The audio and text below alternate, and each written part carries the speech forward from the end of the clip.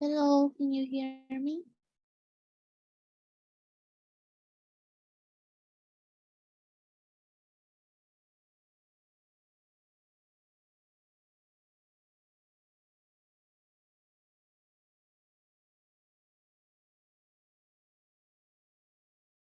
It's 3:10, so I will start the tutorial today. We will talk about all discrete distributions in the tutorial today. The first one is Bernoulli. So if you have an experiment and that experiment have exactly two possible outcomes, then the outcome of that experiment follows a Bernoulli distribution. For example, when you toss a coin, then the only two possible outcomes are head or tail. So let X denote the number of heads that you get from tossing a coin. If you got head, then X equal to 1. If you got tail, then X equal to 0. So X only have two values, 0 or 1. And that applies for every Bernoulli random variable. And if you have a sequence of Bernoulli trials,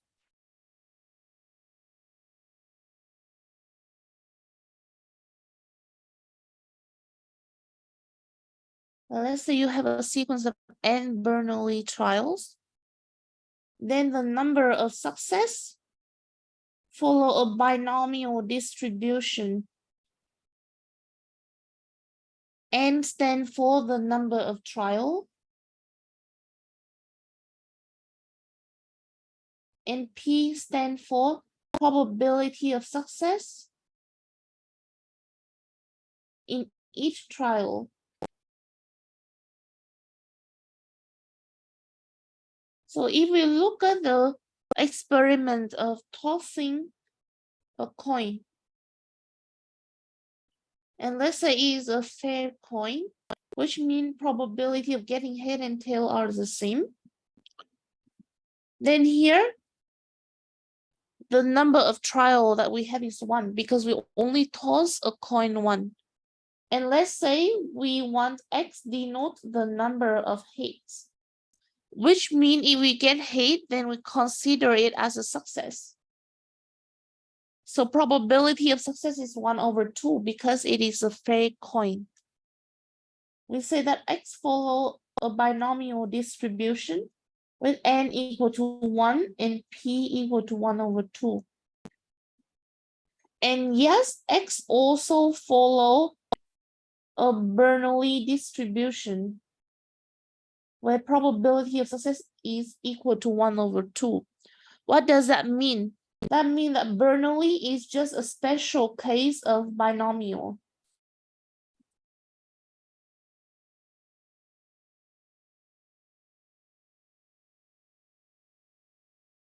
Another example of binomial distribution is, let's say you toss a coin 3 times and the coin is fair.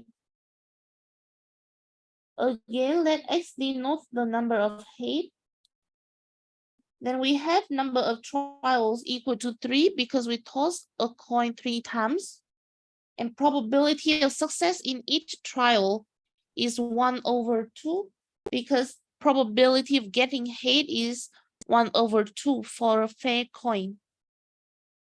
We say that X follow a binomial distribution with number of trial is 3 and probability of success is 1/2. Something we should keep in mind is that if you have two random variables, you have X is Bernoulli and Y is also Bernoulli with parameter P. It just means the probability of success in the trial is P. So if you take X plus Y, you will get a random variable Z. And this random variable follow a binomial distribution with number of trials is 2 and probability of success in each trial is P. Because X here stand for 1 or 0, right? It denotes the number of success in one trial. It denotes the number of success in this trial. And Y denotes the number of success in another trial. So if we take the number of success here plus the number of success here, you would get the total number of success in 2 trials. That's why the number of trials is 2. And then probability of success in each trial is P, because for this trial, probability of success is P. For this trial, probability of success is P. So probability of success in each of the trial is the same, which is P. So that's why you got Z for a binomial distribution with N equal to 2 and probability of success is P. The next one I want to talk about is Poisson distribution. So if you have X follow a binomial distribution with parameter N and P, but you have that N is large and P is very small, then instead of using binomial distribution, you can approximate that by Poisson distribution with parameter lambda. And this lambda is calculated by taking N times P. So probability of success multiply with number of trial. It gives you the expected number of success, like the average number of success if you do N trials. So that's the meaning of lambda, is the average number of success. For example, if you let X denote the number of accidents on the highway in one day, then lambda denote the average number of accidents on the highway in one day. So it's just the average of whatever you are counting.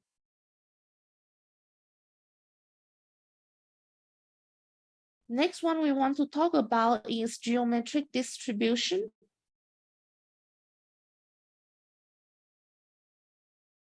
So it is used to describe the number of trials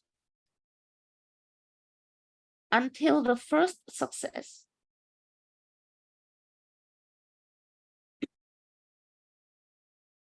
So our goal is to hit the first success, and the number of trials we need to do in order to get there follow a geometric distribution with parameter P. P denotes the probability of success in each trial. And closely related to geometric is negative binomial.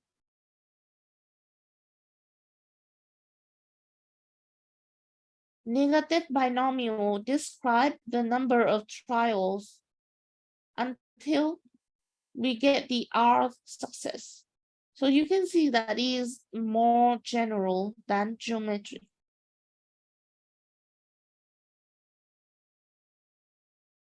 P also denote the probability of success in each trial. If we look at the description, we can see that geometric is just a special case of negative binomial.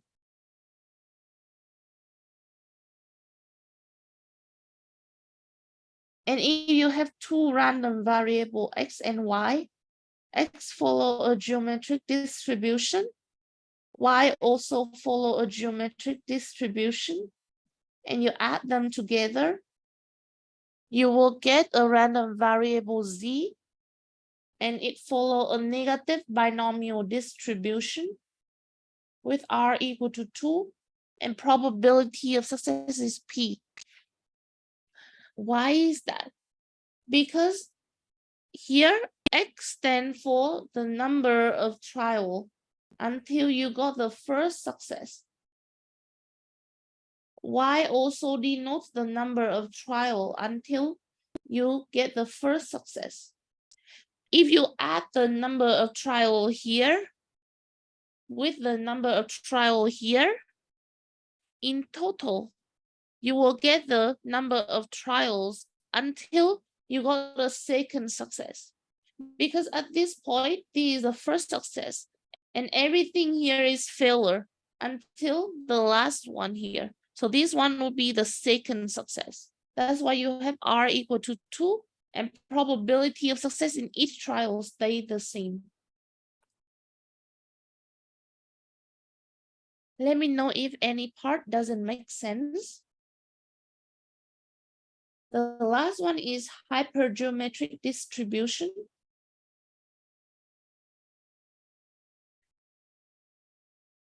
For this, R can't be greater than 2, right?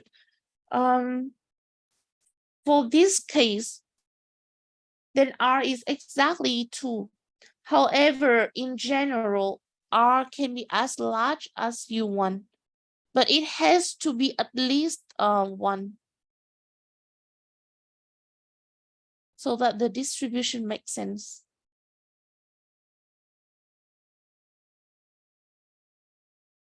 And this actually can be generalized. If you take x1 plus x2 plus up until xn, where each of the xi follows a geometric distribution, then the result would be some variable follow a negative binomial distribution with R equal to n, and probability of success stay the same. So this can definitely be generalized. The same thing apply for the Bernoulli plus Bernoulli equal to binomial. It can also be generalized like that. For hypergeometric is a situation where you have n black balls and n white balls. And then from a total of m plus n balls, you sample R balls. If you let X denote the number of black balls out of the R balls that you sample,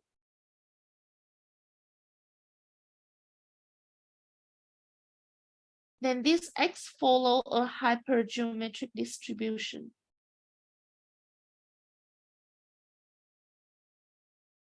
Similarly, if X denotes the number of white balls out of the R balls, it also follows a hypergeometric distribution. And for all the distribution that we discussed, the only distribution I expect you to remember its PMF is Poisson distribution.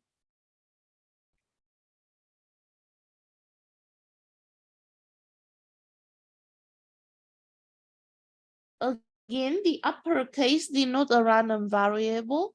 The lowercase letter denote the specific value. So the PMF of Poisson distribution is as follows. And you will have to memorize this. It will not be given in the exam. For other distribution, you don't need to memorize the PMF at all. Everything can be done as we learned in previous chapters. Only for Poisson, we expect you to memorize it.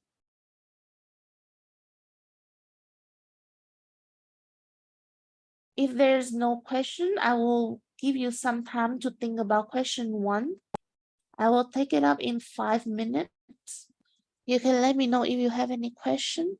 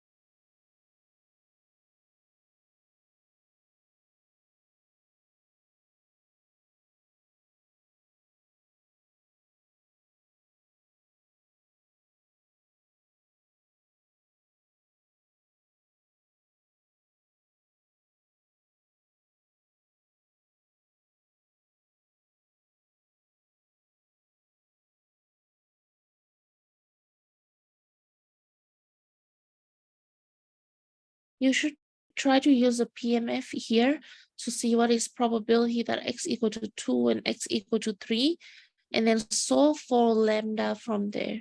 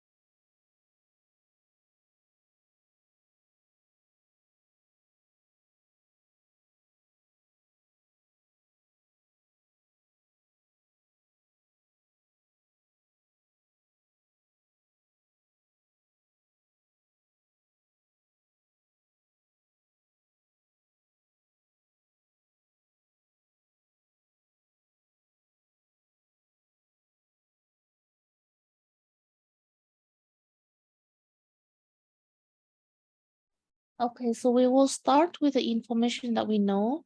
We know x is a Poisson random variable with parameter lambda. So what does that mean? That means probability that x equal to some value is given by the PMF of a Poisson distribution. And then we know that probability x equal to 2 equal to probability that x equal to 3.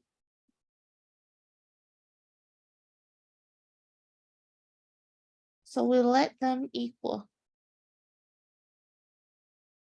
And then we will plug in the PMF. Here, x is 2. Here, x is 3.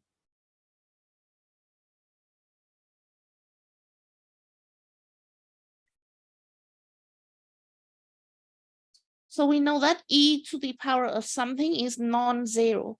So we can divide it from both sides.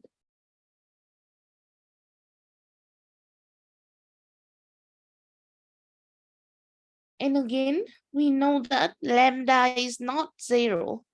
So it's given here. So we can divide both sides by lambda squared.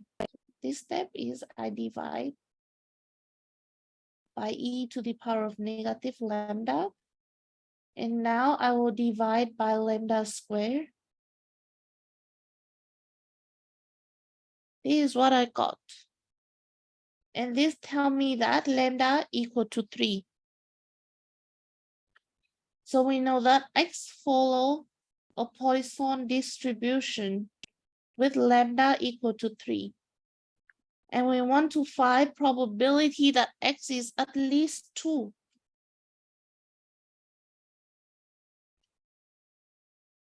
The thing is, for Poisson random variable, it can take on value 1, 2, 3, 4, 5, up to infinity. So if we do summation, we will have to do summation up to infinity. And normally that is something we want to avoid. So we will have to think about complement rule here, because in complement rule, we will get to calculate less probabilities. So this is 1 minus probability that x less than 2. But x is discrete. So it is probability that x equal to 0 and probability that x equal to 1. Because 0 and 1 is less than 2. So now we just plug in the formula here with lambda equal to 3.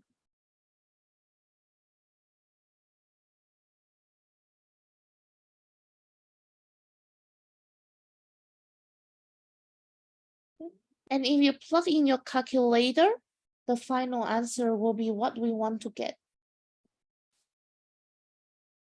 Do you have any question about this part?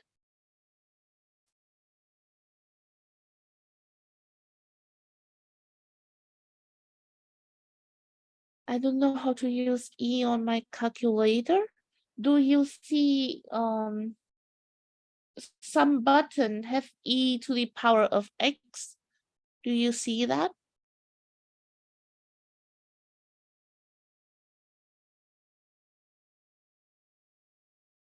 What? Yeah, because normally the calculator should have that. So if you press that, it will let you like type in the exponent. And for example, e to the power of negative 3, you shouldn't use the minus sign, like the subtract sign. Don't use that because some calculator, they just don't accept that. But rather, you will see like in the end of your calculator, they have some minus sign like this. It's not in the place that near like plus, minus, multiply, division. No, it's not in this place. It's in the end and it looks something like this. So you should use this minus sign.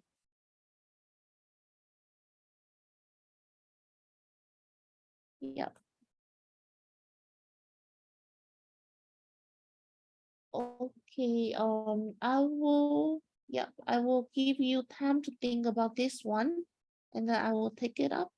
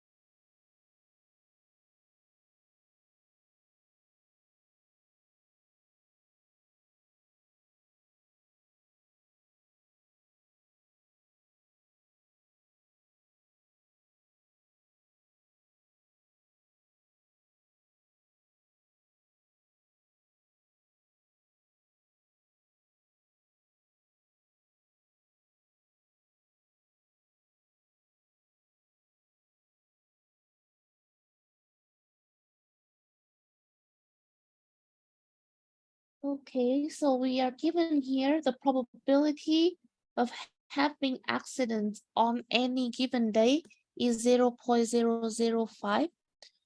Is the first one 0.27?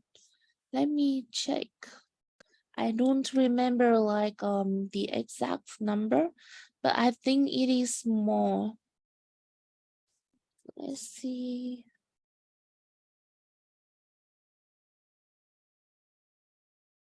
Yeah, it's 0.2707. Okay, that's good. Here we have probability of having accidents on any given day is 0.005. And we want the probability that in any given 400 days period, there will be an accident in one day.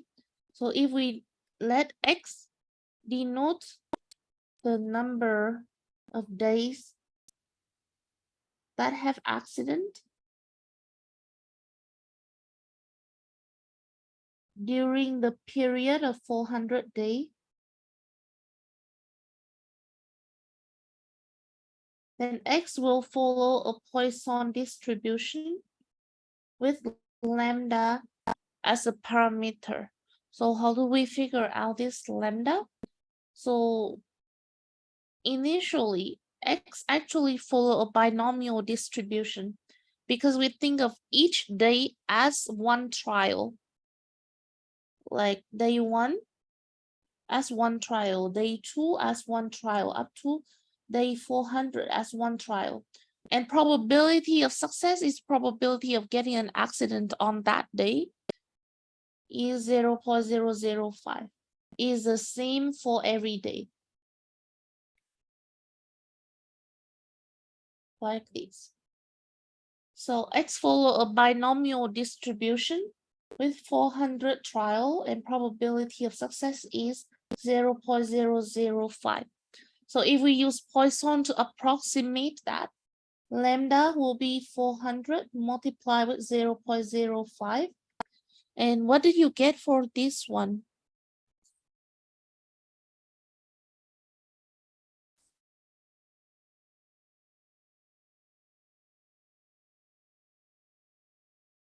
I think we should get, you use only binomial. Oh, I see, I see.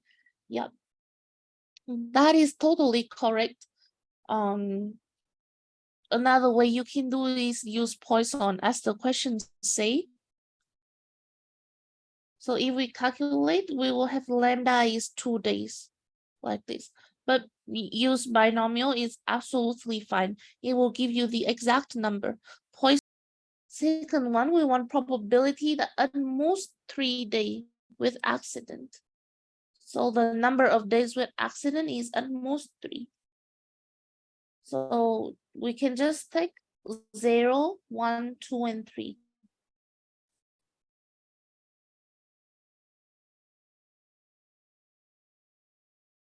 And if we use the Poisson formula, we can just plug it in.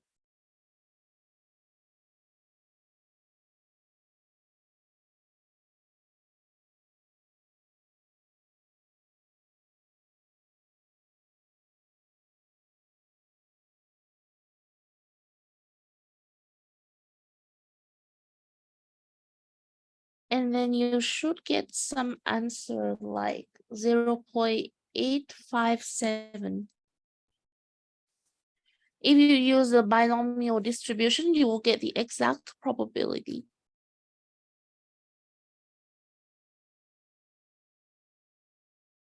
Any question about this one?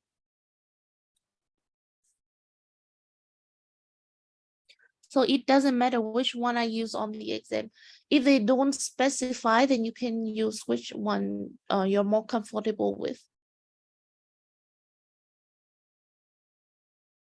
If they do specify like strictly binomial or strictly Poisson, then you have to follow that.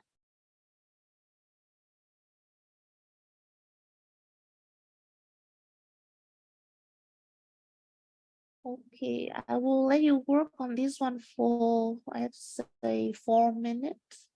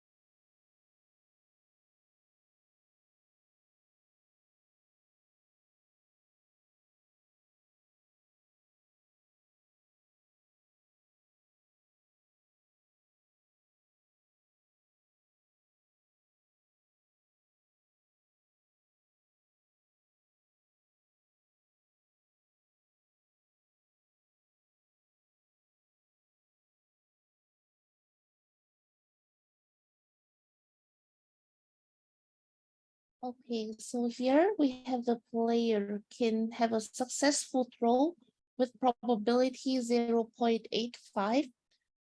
We have 16 throw and he is scoring 11, which means like he have 11 success and 5 failures. Part 1 asks for probability that the 5 throw he missed were the first 5 that he attempted. So we can just do it like the first 5, we have 5 failure. And then the last 11 is 11 success. Then probability of failure is 0.15. We apply that to 5 throws. And then probability of success, we apply it to 11 throw. Next one, probability that the first 3 were successful.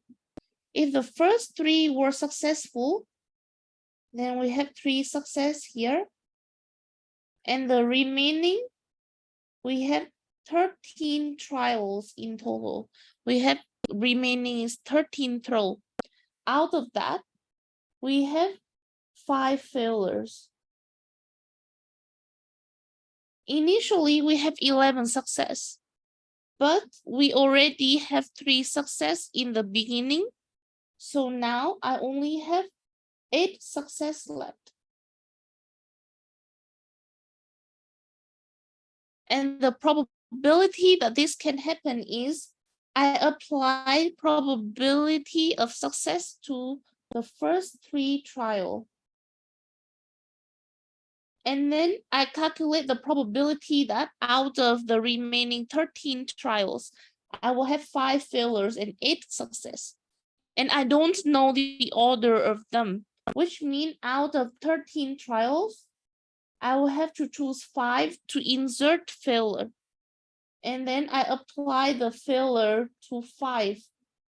And then I apply the success to 8 throw.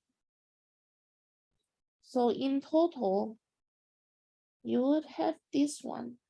The 0.85 can be grouped together. And this would be your final answer.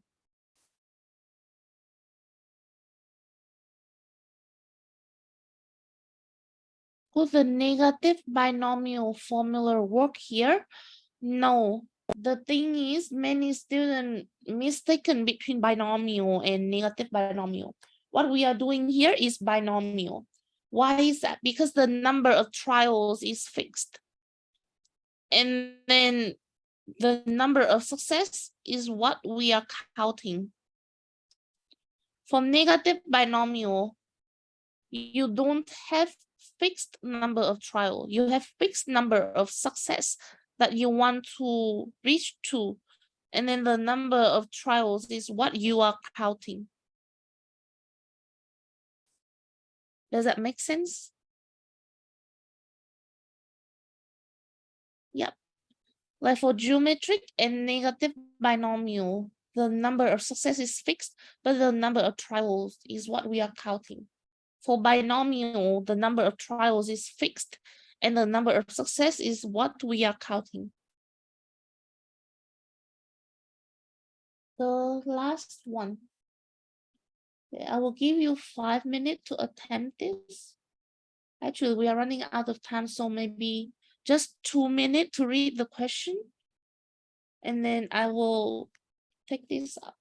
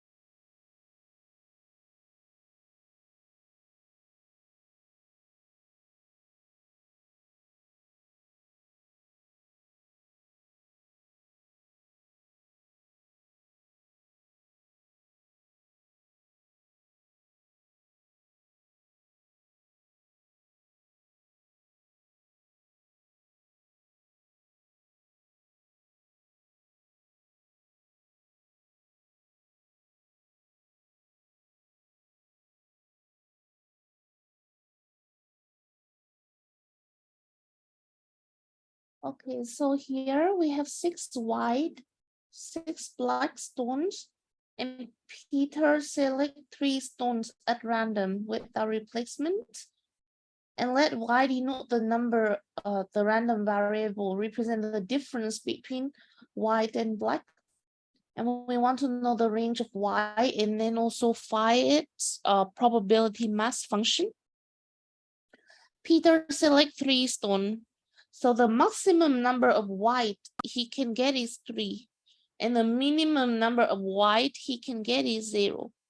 And then any value in between is also possible. If he got 3 white balls, then he have to get 0 black balls because he only select 3 stones. If he select 2 white, then he must have selected 1 black.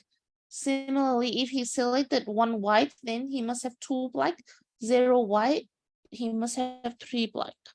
And then for each case, we will calculate the value of y. We take number of white minus number of black. And these are the possible values for y. So the range of y is -3, -1, 1, and 3, like this. When we write the probability mass function, we first list out all possible values for y.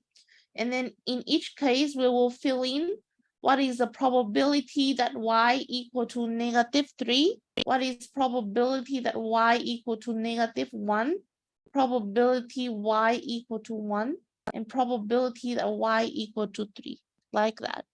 So what does it mean by probability y equal to -3? Is the same as probability where we have 0 white and 3 black. And the probability that we have 0 white and 3 black is we pick 0 stone out of 6 white stone. We pick 3 stone out of 6 black stone. Divided by the total number of ways we can pick 3 stone out without any restriction. Similarly, probability that y equal -1 is probability where we have 1 white and 2 black. So out of 6 white stone, we pick 1. Out of 6 black stone, we pick 2, divided by number of ways to pick 3 stone without any restriction. And we do the same thing for the remaining.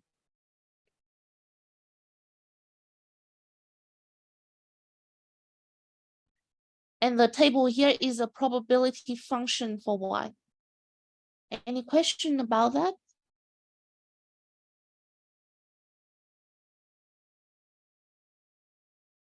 If there is no question, then it's the end of our tutorial. I will have a review session tomorrow morning, 9 to 1 a.m. The link is posted on Piazza and Quarkus, so you can join if you are available. Otherwise, I wish you the best for your exam.